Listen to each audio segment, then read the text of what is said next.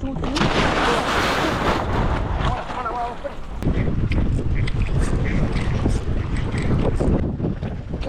மாதிரியே தெரியுது. 10 தொடுது.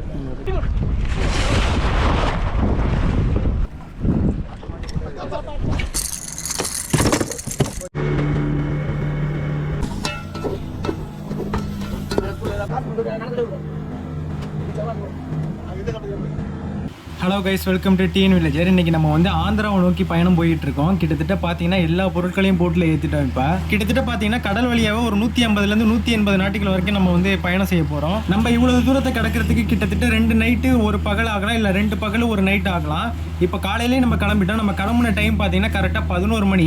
போட்டு முழுக்க மீன் பிடிக்கிற பொருட்களும் அதுவும் இல்லாமல் நம்ம போய் தங்குறதுக்கு தேவையான பொருட்களும் சேர்த்து ரொம்பவே போட்டு ஃபுல்லாகவே பொருட்களை வந்து நிரப்பி வச்சிருக்கோம். ஓரளவு கடல் ஆழத்தை தொடர வரைக்கும் நம்ம வந்து இன்ஜினில் தான் வந்தோம். இன்ஜினில் வந்ததுக்கு அப்புறம் நம்ம காத்தடிக்கிற திசையை பொறுத்து பாய்மரத்தை விரிச்சு அதுக்கப்புறம் நம்ம பாய்மர உதவியில் நம்ம வந்து பயணம் செய்ய போகிறோம். இப்போ நம்ம ரீச் பண்ணியிருக்க இடத்தோட ஆழத்தை பார்த்தீங்கன்னா கிட்டத்தட்ட ஒரு 35 பாவம் வரும். இந்த இடத்துல வந்து ஆயில் இருக்கு வந்து அமைச்சிருக்காங்க. இப்போ நம்ம வந்து இவ்வளவு தூரத்தை கடக்கிறது கிட்டத்தட்ட ஒரு 2 நாள் ஆகுங்கிறதுனால நான் சமைக்கிறதுக்கான மீன் எடுத்துட்டு வரல. அந்த மீன் எதுவும் பிடிக்க முடியுதா அப்படிங்கிறதுனால இந்த ஆயில் இருக்கு பக்கத்தில் நாங்கள் வந்து மீன் பிடிக்க ட்ரை பண்ணோம். நான் ஜிக்கை தான் இறக்கி ட்ரை பண்ணேன். ஜிக்கை இறக்கி ட்ரை பண்ணப்போ ஏதோ ஒரு மீன் வந்து ஸ்ட்ரைக் ஆனிச்சு. ஆனால் பாதி தூரம் நம்ம வந்து ரிட்ரீவ் பண்ணிட்டு வரப்போ மீன் வந்து கலந்துக்கிடுச்சு. பிரைடா 28.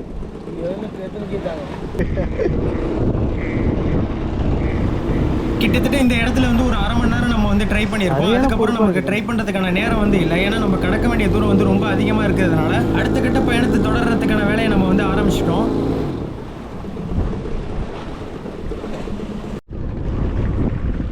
இப்போ அந்த பக்கம் எடுக்கணும், இந்த பக்கம்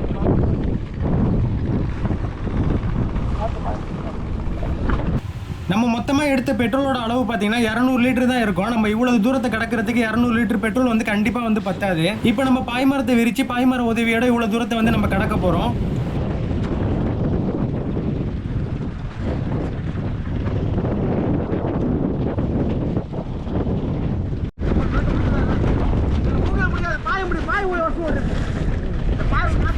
இப்போ பார்த்தீங்கன்னா காத்தோட வேகம் வந்து ரொம்பவே அதிகமாக இருக்குது. இந்த டைமில் நம்ம பாய்மரத்தை விரிக்கிறப்ப ஏதோ ஒரு சின்னதாக ஒரு தப்பு பண்ணணும்னா நம்மளோட பாய்மரம் வந்து டேமேஜ் ஆகிறதுக்கான வாய்ப்பு வந்து அதிகமாகவே இருக்குது. அதனால் எல்லாமே பர்ஃபெக்டாக இருக்கான்னு பார்த்துட்டு அதுக்கப்புறம் தான் நம்ம வந்து பாய்மரத்தை விரிக்க முடியும்.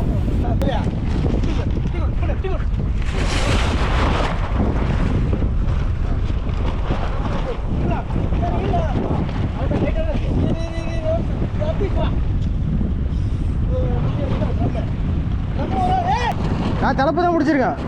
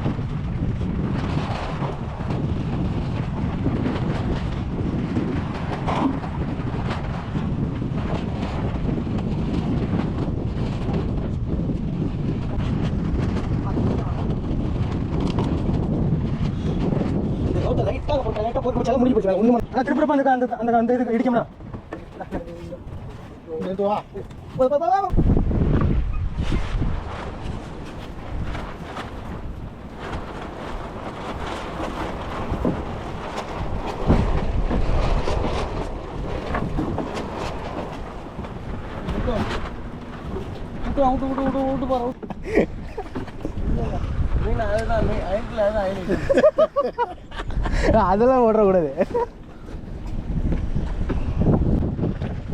ஒரு மாதிரியே தெரியுது.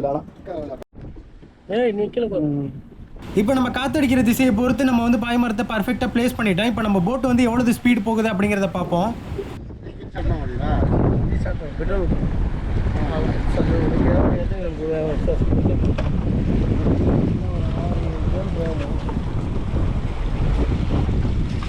ஆயிடுங்க மொத்தம் என் பொண்ணு வேறு ஃபோன் பண்ணியிருக்கேன். இது ஒன்றும் டவர் கிடைக்குங்களா?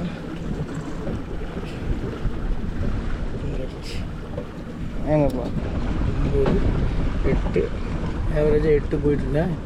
8 9 10 தொடுது.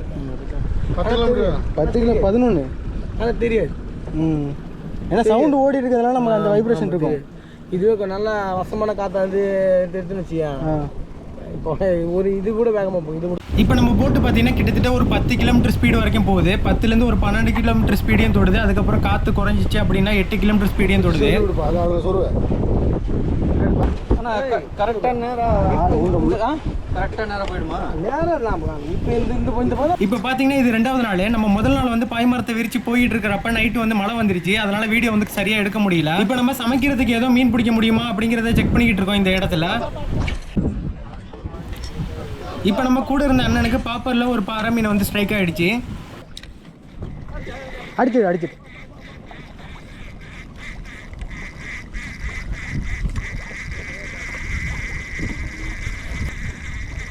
சின்ன மண்டாக்கு எடுத்து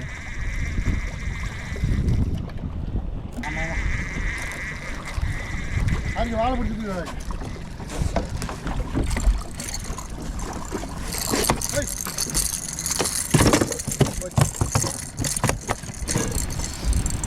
கிட்டத்தட்ட ஒரு 3 கிலோ இடம் இருக்கிற ஒரு பாறை மீன் தான் நமக்கு வந்து ஸ்ட்ரைக் ஆகிருக்கு. இந்த பாறை மீனை தான் நமக்கு போகிற வரைக்கும் சமைக்கிறதுக்காக உதவ போகுது.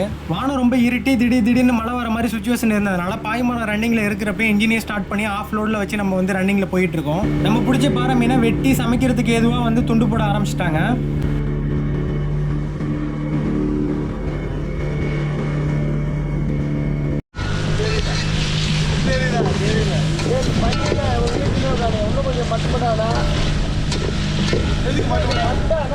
இப்போ நம்ம பிடிச்ச மீனை கிரேவி மாதிரி வச்சு சாப்பிட போகிறோம். சோறு ஆல்ரெடி நம்ம வந்து ரெடி பண்ணிட்டோம். நம்ம பிடிச்ச மீனில் நல்ல சதப்பகுதியாக இருக்கிறத வந்து பொரிக்கிறதுக்காக மசாலா போட்டு வச்சிருக்கோம். மற்ற பகுதியை வந்து குழம்புல போட்டு நம்ம வந்து கிரேவி மாதிரி செய்ய போகிறோம். வீடியோவில் முழுசாக சமைக்கிறதே சாப்பிட்றதையும் என்னாட்டி காட்ட முடியல. ஏன்னா போட்டில் 4 பேர் தான் இருக்கிறோம். 4 பேரும் வந்து வேலையை வந்து பகிர்ந்து வேலை செய்கிறதுனால சரியான முடியல, நம்மளை வந்து வீடியோ வந்து எடுக்க முடியல.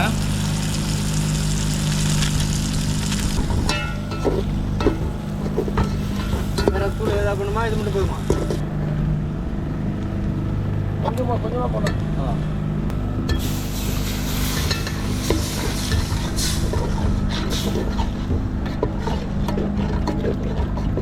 வீடு இங்க அம்மா அப்போ 2 ரூபா 3 ரூபா தான் பஸ்ஸு. இப்படி நம்ம பயணம் செஞ்சு போயிட்டு இருக்கிறப்ப ஈவினிங் டைம்லேருந்து மார்னிங் டைம் வரைக்கும் மழை வந்து அதிகமாகவே பெஞ்சிட்டு இருந்துச்சு. நைட்டெல்லாம் மழை பெய்யுது, குளிர் அதிகமாக இருக்குது அப்படின்னு பார்த்தா மார்னிங் 9 மணிலேருந்து அதுக்கப்புறம் ஈவினிங் வரைக்கும் வெயில் வந்து அதிகமாகவே இருக்குது. இப்போ நம்ம வந்து ஓப்பன் போட்டில் வெயிலில் வந்து கண்டிப்பாக சர்வே பண்ண முடியாது. அதனால் பச்சை வலையை பயன்படுத்தி பந்தல் மாதிரி போட்டிருக்கு.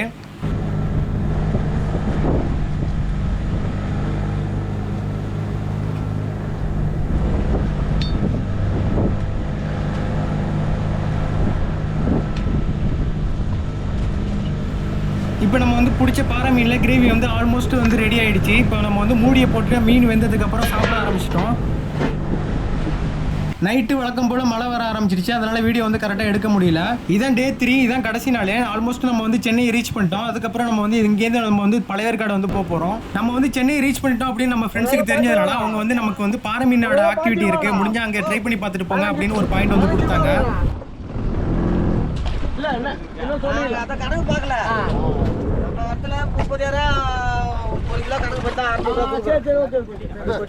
இப்போ பார்த்தீங்கன்னா எதார்த்தமாக நாங்கள் வந்து ஒரு போட்டை வந்து மீட் பண்ணோம். அவங்களுக்கு இறாலுக்கு வலை போட்டு இறால் பிடிச்சிட்டு இருந்தாங்க. இப்போ நம்ம வந்து அவங்ககிட்ட 30 இறால் வந்து 600 ரூபாய்க்கு வாங்கியிருக்கோம். நல்ல இறால் எல்லாமே பெரிய சைஸ் இறால்.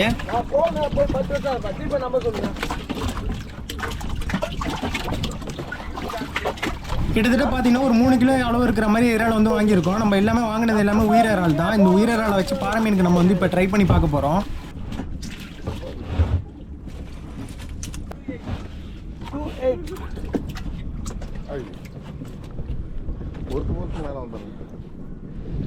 மதன் கிருஷ்ணா மதன்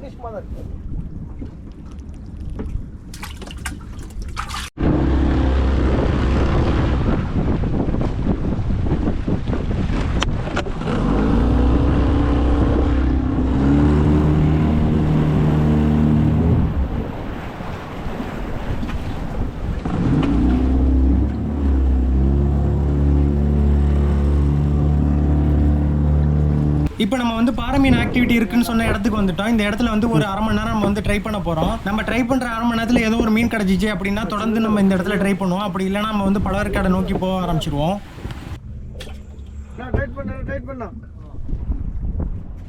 அடுக்கா இந்த மாதிரி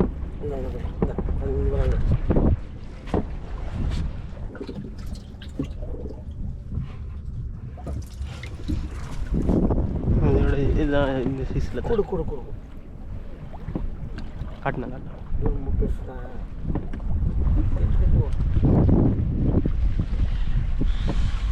யோசிச்சது இல்லையா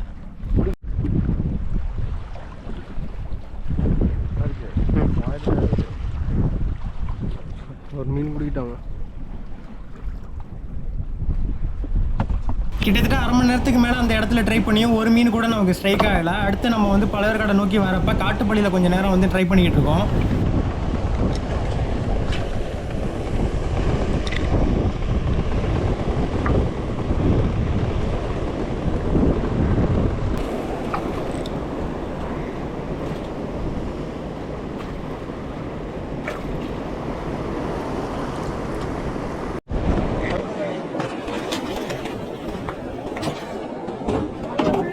நானும் சும்மா கொஞ்சம் நேரம் வந்து ராட் ரீலை யூஸ் பண்ணேன். ராட் ரீலை யூஸ் பண்ணப்போ நமக்கு வந்து ஒரு 2 கிலோ அளவு இருக்கிற ஒரு பாறை மீன் வந்து ஸ்ட்ரைக் ஆனிச்சு.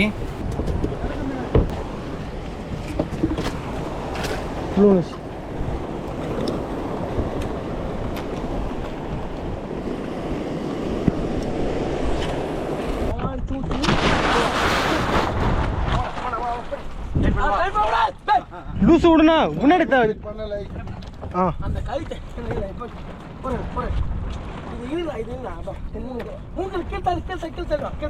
நம்ம வந்து நிறைய இடம் ட்ரை பண்ணிட்டு இருந்ததுனால வந்து பாய்மரத்தை வந்து நம்ம கலட்டி வச்சிருந்தோம். இப்போ வந்து ரைட் சைடு காத்தடிக்கிறதுனால நம்ம வந்து ரைட் சைடு பாய்மரத்தை மாற்றி இப்போ வந்து காத்தோட திசையில் நம்ம வந்து பயணிக்க போகிறோம்.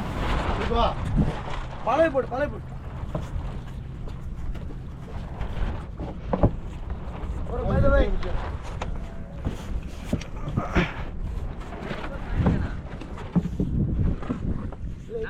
நண்பன்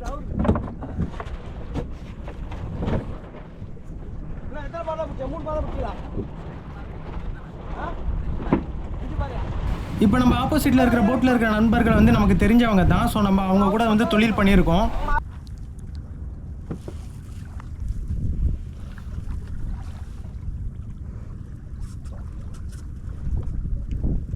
ரொம்ப ஸ்லோவாக அடிக்குதுயா. கொஞ்சம் அடிச்சா ஒரு ஆல்மோஸ்ட் நம்ம அடைய வேண்டிய இடத்த வந்து ரீச் பண்ணிட்டோம். எல்லாருமே ரொம்பவே டயர்ட் ஆகிட்டோம். அதனால படுத்து தூங்கிட்டு ஒரு ஆள் மட்டும் இன்ஜின் பிடிச்சிட்டு நம்ம அடைய வேண்டிய இடத்துக்கு வந்தாச்சு. ஸோ அதனால நிறையவே வீடியோ எடுக்க முடியல என்னாட்டி.